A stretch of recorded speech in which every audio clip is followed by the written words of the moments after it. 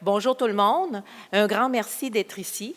C'est super intéressant et c'est super le fun, plaisant de voir que notre colloque intéresse plusieurs personnes.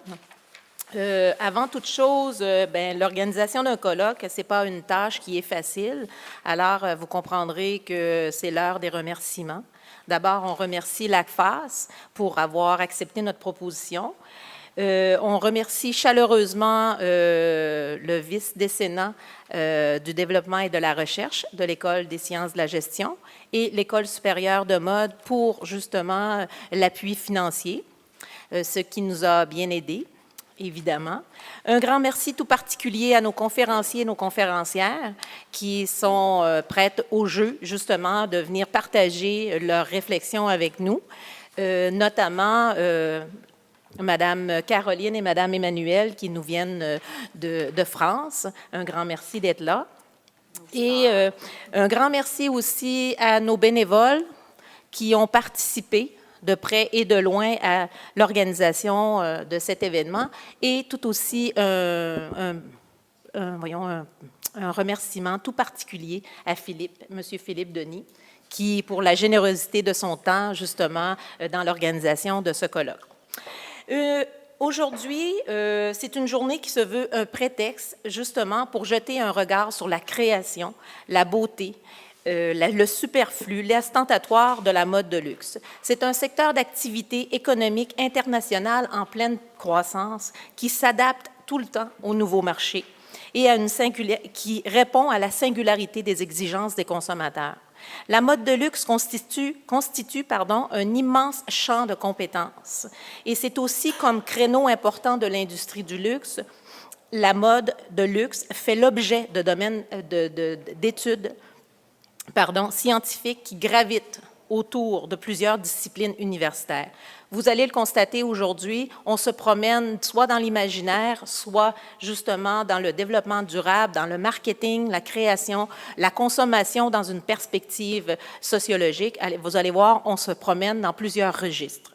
Justement, ce colloque aujourd'hui tentera de poser un regard neuf sur le caractère singulier de ce secteur d'activité. Ce sera une manière originale de mettre en commun un savoir explicatif ou compréhensif de ce monde merveilleux qu'est la mode de luxe. À commencer par réfléchir sur les savoirs de cette industrie. Prendre une pause. AEIOU, hein? On a tous suivi ces cours-là. À commencer par réfléchir sur les savoirs de cette industrie et de sa consommation responsable, poursuivre sur les multiples relations entre le consommateur et le marketing.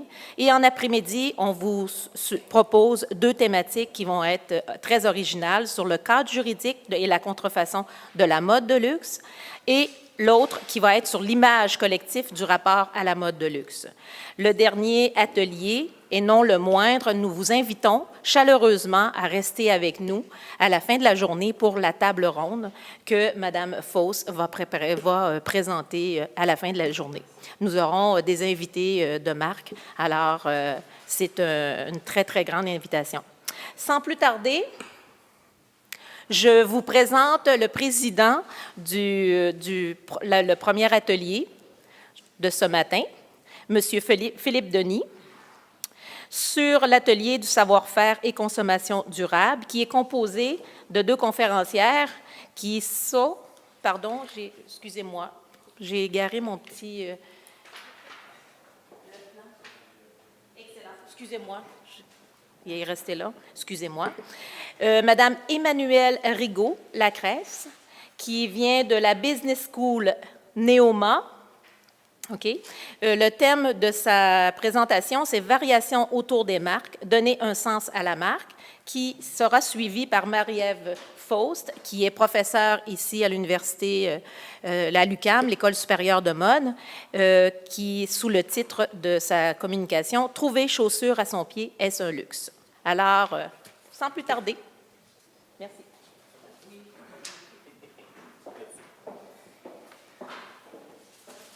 Donc, bon matin tout le monde. Bien, finalement, Madame Couture a fait finalement ma présentation. Mais avant toute chose, je voulais profiter de l'occasion aussi pour remercier Donc, les organisatrices de l'événement, Mme Marie-Ève Fass ainsi que Mme Nancy Couture, d'avoir bien voulu se prêter au jeu d'organiser une journée sur le regard sur la mode de luxe. Et aussi, on va s'en dire, l'École supérieure de mode d'avoir bien voulu accueillir cet événement, donc sous la direction de M. Yvon Fauvel, mais aussi toute l'équipe qui est derrière, hein, autant les bénévoles que tous les chargés de cours, les personnes de la direction, de l'administration, qui ont bien voulu donner un peu de leur temps. Donc, sans plus attendre, on va commencer justement avec la première thématique. Alors, merci tout le monde. Également, si on présente aussi en première partie, souvent, c'est parce qu'on fait des recherches qui sont exploratoires.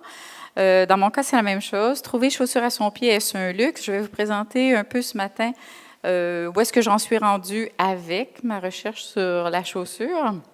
Et j'espère de vous convaincre après ça de venir vous faire scanner. Alors voilà, ça c'est la table pour ce matin, la table des matières de ce matin. Je vais vous parler de littérature, chaussures, luxe, évidemment, luxe, on va en parler toute la journée. Pour les gens qui ne me connaissent pas, mes recherches sont surtout sur l'anthropométrie. Je dis surtout, sont à peu près seulement sur l'anthropométrie et le luxe. Alors, j'essaie toujours de lier les deux, l'anthropométrie étant les mesures corporelles. Et comme ça faisait longtemps que je jouais au niveau des mesures corporelles, les mesures des vêtements, les mesures, l'identité, l'image de soi, etc., j'ai commencé à travailler sur les mesures anthropométriques quand ils ont sorti le scanner. Et j'étais très, très, très fortunée de travailler avec TC Square aux États-Unis, avec les premiers National Survey. Pour moi, ça fait déjà comme presque 15 ans. Et là, j'étais rendue à une étape où est-ce que je voulais passer à un autre registre. Et je vais vous parler aujourd'hui des chaussures, évidemment, parce que c'est quelque chose qui est peu connu, disons qui est moins connu, qui est relativement nouveau. Alors, est-ce que trouver chaussures à son pied, c'est un luxe? Ça vient de ça. Alors voilà, je vais vous faire des petites recommandations et ma conclusion. Encore là, c'est une recherche qui est exploratoire. Quand j'ai commencé à travailler dans l'anthropométrie, on disait « Ah, les femmes sont insatisfaites des vêtements. » À l'époque, je me souviens, on achetait les maillots de bain, le haut et le bas ensemble. On s'achetait un médium, on s'achetait un small, un large. Ça venait, si vous étiez plus large des hanches, bien, vous étiez automatiquement plus large du buste. Ça allait de soi. En tout cas, c'est ce qu'on disait à l'époque. Puis finalement, on s'est rendu compte que ce n'était pas nécessairement vrai, surtout quand on a scanné les gens. Moi, Emmanuel a fait une blague à l'effet que elle est qualitative. Moi, je suis très quantitative. Et à chaque fois qu'on se parle, moi, je ne comprends pas vraiment le qualitatif, mais j'aime beaucoup le data et je suis vraiment beaucoup plus quantitative. Alors, c'est pour ça sa petite référence ce matin. Alors, moi, quand j'ai commencé à lire au niveau de la chaussure, encore là, qui est nouveau, ça fait peut-être 1 an que je travaille autour de la chaussure, je lisais 40 des gens sont en 65, 40 des gens étaient insatisfaits de la grandeur, de la forme, du confort de la chaussure, etc. Et il semblerait que dans la littérature, on retrouve les mêmes données ou à peu près en 1988. Puis là, je me dis, c'est quand même bête parce qu'au niveau du vêtement, s'il est trop long, trop court, on peut faire les ajustements.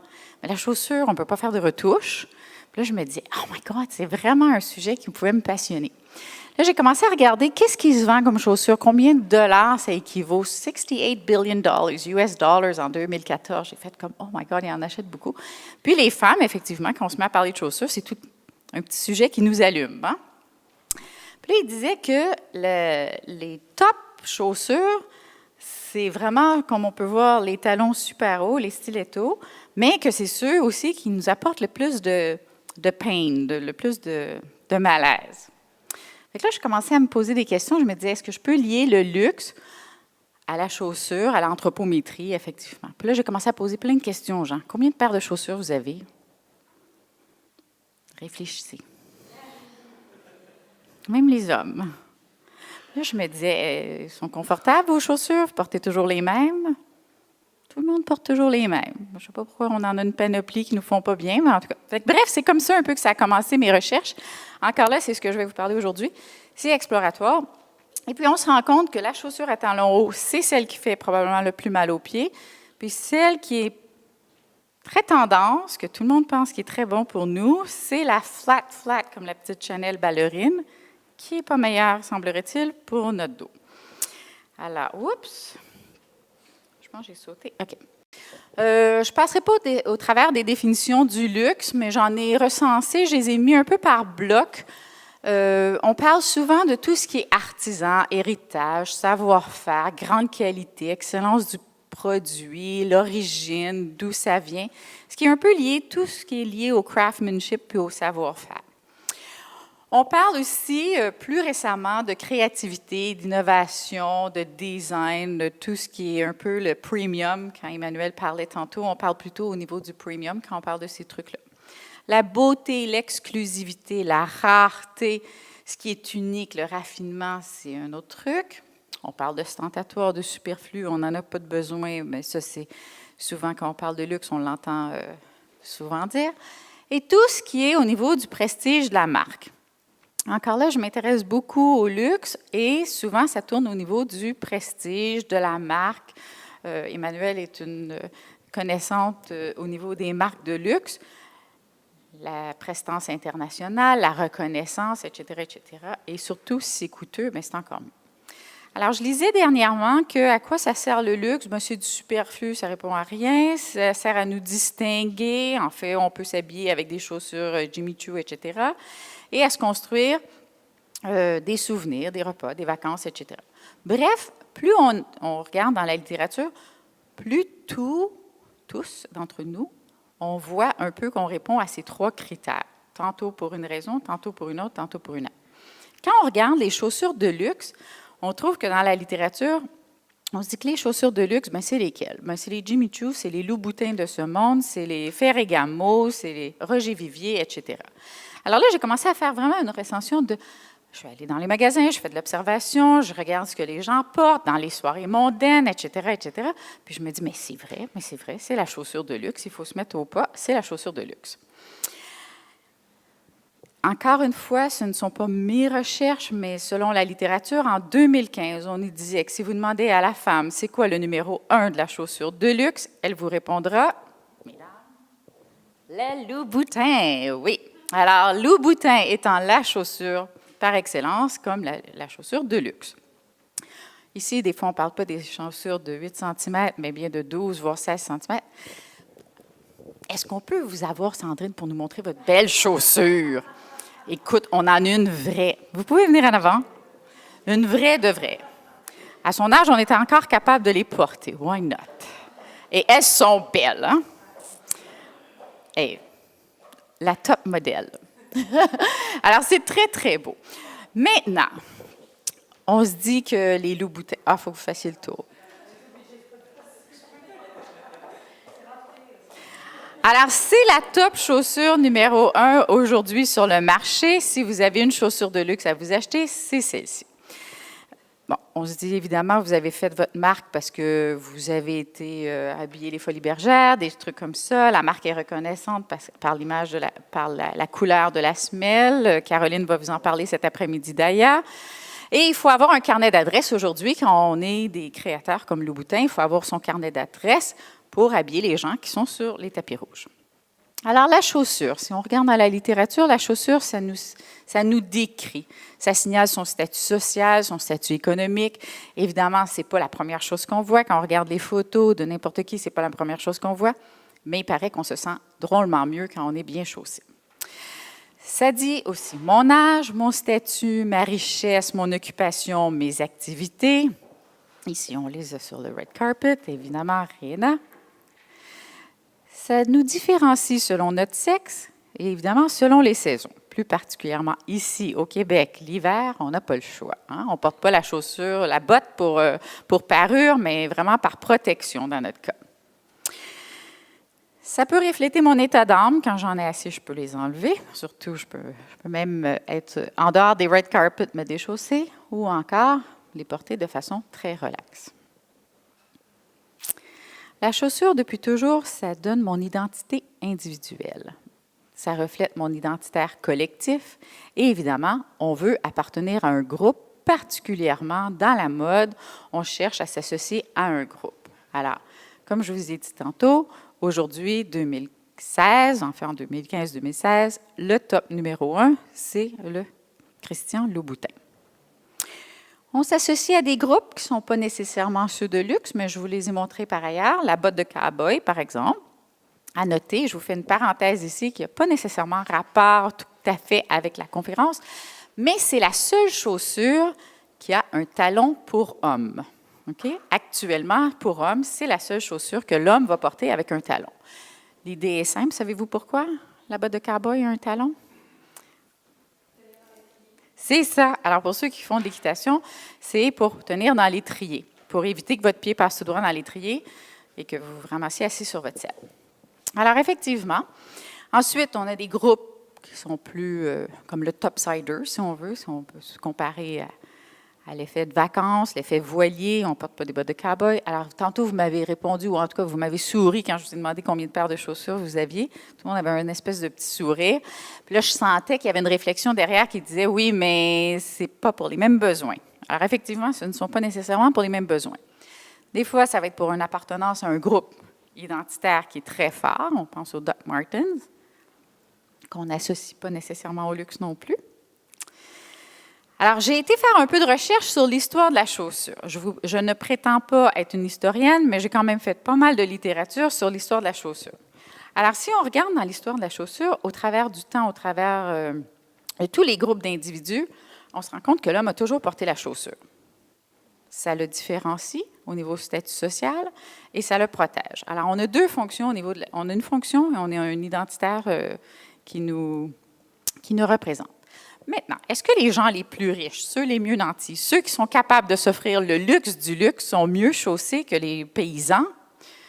Bien, c'est surprenant. Et je vous jure, j'ai regardé de tous les temps et je suis abasourdie. Je me dis non, mais on aime la torture. Alors, bon, la première chaussure de tous les temps, c'est la sandale. Bon, nonobstant le fait que vous aviez les esclaves qui se mettaient de la craie parce qu'ils n'avaient absolument pas de chaussures, c'est la sandale qui reflète de tous les temps la première chaussure d'un peu partout, globalement. Je vous montre celle-ci parce que les gens la portaient, surtout, bon, si on pense aux gens de la haute à différentes époques, ils la portaient avec le visage ou le corps de votre ennemi. On lui attachait les mains, on lui attachait les pieds. J'ai trouvé ça juste intéressant. Puis, on marche dessus à longueur de journée. Alors ça, c'était un des premiers critères au niveau du statut, ce que je trouvais assez intéressant. On ne se blesse pas, mais bon, on pense qu'on blesse at least someone. OK. Je vous dis de tous les temps et d'à peu près toutes les régions, pensez à la chaussure chinoise à l'époque. Et l'époque, ça a duré une très longue époque. Le lotus d'or mesurait 7,5 cm jusqu'à 10 cm qui devenait le lotus d'argent. Alors, ce qu'on faisait, c'est qu'on vous bandait les pieds. À partir de l'âge de 3 ans, on vous bande les pieds de façon très restreinte, au moins jusqu'à l'âge de 8 ans, pour être certaine que vous puissiez trouver époux éventuellement. Alors, pour trouver époux, ça prend la petitesse du pied. Ça s'est fait en Chine, je vous dirais, nonobstant ce qu'on pense de Mao, ça s'est fait jusqu'à l'époque de Mao, et Mao a arrêté cette pratique en 1912. Les Westerners, est-ce qu'on est différents? Bien, on est différents. On ne pourra jamais avoir la petitesse d'une Asiatique, c'est vrai. Reste que dans l'imaginaire collectif, depuis qu'on est petite, on s'imagine que la chaussure doit nous faire et elle doit être féminine petite. Ça reste dans notre imaginaire collectif. Je vous ai présenté le conte de Cendrillon, où est-ce qu'on dit que la chaussure n'ira qu'au pied de la plus délicate et des belles. Alors, c'est sûr que quand on est une jeune fille, on grandit avec ces contes-là, puis on se dit que la chaussure, ben, elle est féminine, entre guillemets, parce qu'elle ressemble à ceci. J'ai passé à d'autres périodes dans le temps. Là, vous allez me dire, oui, mais tu parles seulement de la femme. Oui, non, non, oui, parce que si on pense à la pouline, par exemple, qui a été portée majoritairement en Europe, mais ça va avec votre statut social. Alors, je vous ai dit, est-ce que les gens les plus riches, est-ce que les gens de la haute, est-ce que sont mieux chaussés? Bien, c'est quand même un peu farfelu en bout de ligne. Alors, si vous êtes le commun des mortels, vous chaussez des espèces de poulines comme ça qui relèvent en avant, qui ont un demi-pied de plus. Alors, si vous êtes un bourgeois, vous avez le droit de le porter avec un pied de plus long.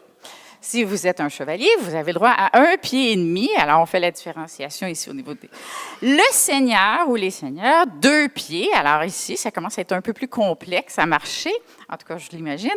Et le prince, 2,5 pieds. À 2,5 pieds, on les attache. Alors souvent, ils vont être retroussés et même voire attachés. OK? Comme ça permet au moins de pouvoir marcher. Mais je trouve ça quand même intéressant. Toujours au niveau européen, on pense au shopping. Vous allez me dire, bon, ça a commencé surtout, si on retourne dans l'histoire, à cause de la boue, le printemps, etc. Pas salir vos chaussures. On avait une espèce de patin en dessous qui vous aidait, qui protégeait votre chaussure. Plus on est de la haute, encore une fois, bien, plus on les met haut, on les note. Mais on les met tellement haut que finalement, ça nous prend des porteurs, ou des marcheurs, pas des porteurs, des marcheurs. Alors, ça vous prend des gens pour vous aider à marcher. Et le clergé n'est pas tout à fait contre, parce que finalement, vous ne pouvez pas trop danser. Alors, ça, c'est un des avantages de la chose à l'époque. On ne peut pas se sauver, les époux disent qu'elle ne peut pas se sauver, puis en plus, elle ne peut pas trop danser. Alors, voilà. C'est quand même pas ce qu'il y a de plus pratique.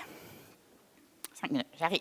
Okay. Alors, je me dépêche. Au Moyen-Âge, on commence à avoir des shoemakers un peu partout, ça se propage. Chaque grande ville a son shoemaker qui devient vraiment l'artisan de la place. Talons pour hommes, bon, bien évidemment, on a eu à l'époque de Louis XIV, où est-ce qu'on avait les talons rouges qui étaient réservés seulement à la haute. Encore une fois, on ne pouvait pas tout le monde se promener en talons rouges. En talons hauts rouges. Plus près de chez nous, 1947-1950, bien là, on a Diard avec Roger Vivier qui, lui, lance la chaussure féminine qui va avec les robes de Christian Diard, qui est peut-être la petite robe noire qu'on appelle, c'est celle avec le bon talon. Où est-ce qu'il faut finalement se crisper le pied? Quand on lit dans la définition, on doit se crisper le pied pour pouvoir bien marcher. Et en bout de ligne, bien, comme Jackie Kennedy l'a portée, bien, elle devient une grande popularité. C'est notre chaussure d'aujourd'hui. Et aujourd'hui, on la porte de plus en plus haut. Louis Boutin a écrit en 2012 que « It's not my job to create something comfortable ». Lui, il fait quelque chose de beau. C'est beau, on repasse. Alors, au niveau de... Et là, il y a tout un aspect derrière que moi, je ne connaissais pas tellement. C'est étroit, c'est haut, c'est nice. Plus c'est haut, plus ça nous fait voir le pied qui est un peu plus petit. L'espèce d'ouverture, c'est comme un peu un décolleté. Alors, ça rappelle toute la féminité d'aujourd'hui. Est-ce que c'est un instrument de pouvoir, de torture? Bien, le red carpet, je ne savais pas que le red carpet est obligatoire justement à cause qu'on porte des talons hauts. On ne peut pas s'en aller à des grandes cérémonies comme ça. Si on n'a pas un red carpet, on ne pourra pas marcher. Alors, évidemment, vous avez le valet parking. Et puis, bien, qui n'a pas vu des chutes sur le red carpet, même si on est sur le red carpet? Tout le monde se souvient des chaussures de Vivienne Westwood qui étaient rendues un petit peu trop hautes.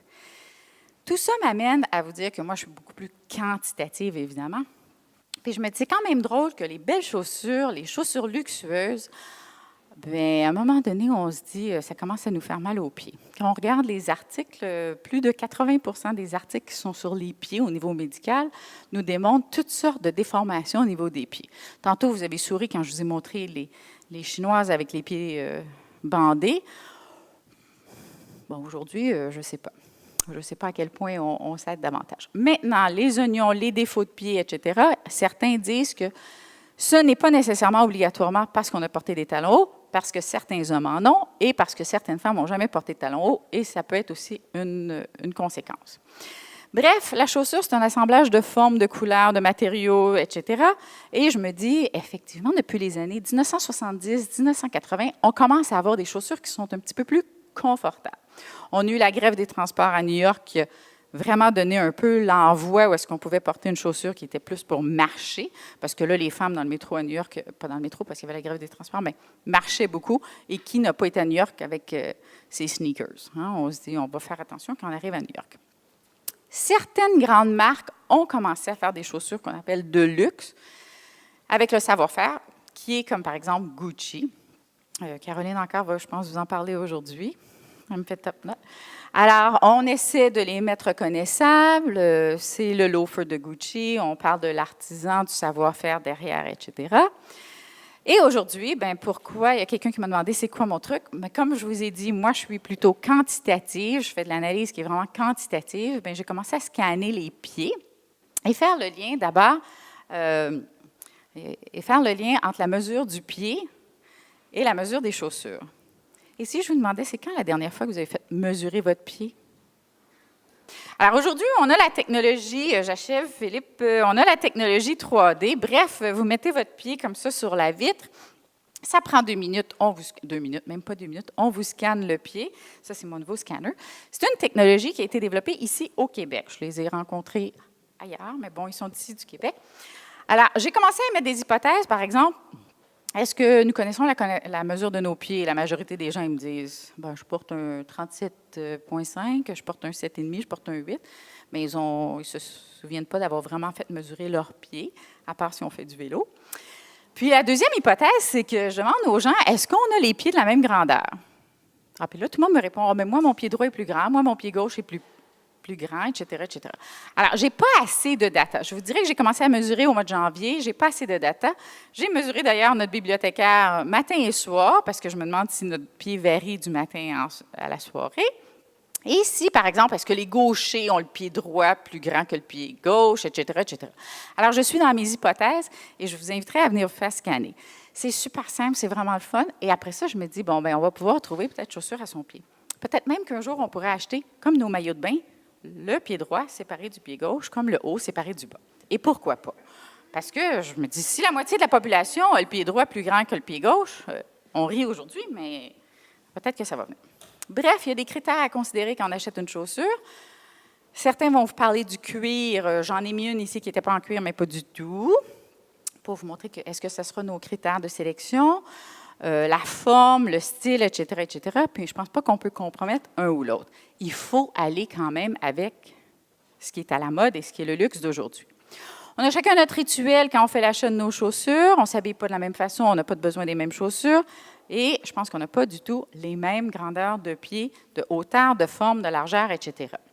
Alors, mon rêve, au travers de tout ça, pour les marques de luxe, c'est que j'espère que les marques de luxe, nonobstant la marque, vont être capables, j'ai écrit « Follow the Yellow Brick Road », j'espère qu'ils vont pouvoir se jumeler à des entreprises qui ne sont pas des marques de luxe nécessairement, surtout dans la chaussure, comme Adidas, Camper, Clarks, etc., New Balance, qui, eux, se spécialisent dans le confort de la chaussure, alors que l'autre se spécialise dans l'apparat, vraiment ce qui est de plus beau. Puis je me dis, bien, je ne sais pas si un jour on va être capable de jumeler les deux ensemble. Alors, c'est à peu près ça. Comme je vous dis, c'est à l'étape exploratoire. Je trouve que c'est un sujet qui est super fascinant. Puis, bien évidemment, je ne me suis pas mis en talons hauts aujourd'hui, mais je savais qu'il y en avait qui seraient des beaux talons hauts ce matin. Alors, c'est ça. Si ça vous tente de vous faire scanner, vous êtes toujours les bienvenus. Good, je suis dans le temps.